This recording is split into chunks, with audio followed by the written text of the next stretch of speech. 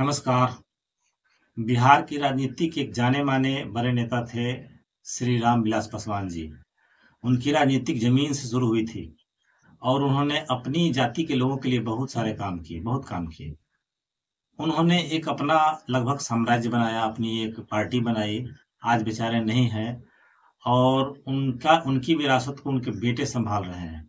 जब से उनके बेटे यानी रामविलास पासवान जी की मृत्यु हुई है, उनके बेटे को हाथ में कमान मिली है उनकी पार्टी की। हालाँकि उनकी पार्टी 2 भाग में बँट गई है। लेकिन इनके जो बेटे हैं श्री चिराग पासवान जी, ये इनको ये ऐसा कहा जा सकता है कि ये चाँदी का चम्मच लेके पैदा हुए हैं। जो कुछ भी बना-बनाया सब रामविलास पासवान जी का है। उन्होंने दलितों की राजनीति शुरू की है, बहुत काम किए। लेकिन उनके बेटे अभी पूछिए इनसे, आप लोग अपने दिमाग में, अपने मन से, अपने दिल से पूछिए, क्या रामविलास पासवान के बेटे कभी किसी दलित के घर पहुँचते हैं? गए हैं? पूछते हैं उनकी जाति के जितने भी लोग हैं बिहार में उनकी क्या स्थिति है?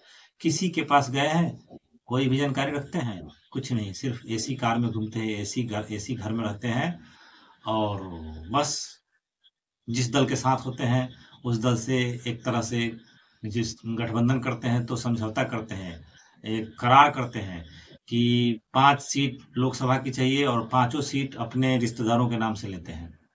किसी पार्टी कार्यकर्ता को कभी चुनाव सीट देते हैं, टिकट देते हैं? कभी नहीं। ऐसे ही है उनकी एक जीतन राम मांझी की पार्टी।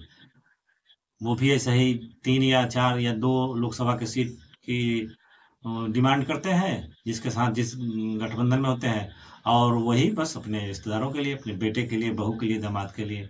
बाकी उनके कार्यकर्ता हैं या उनकी जाति के लोग हैं, इनके लिए इन्होंने क्या किया है? आप खुद पूछिए।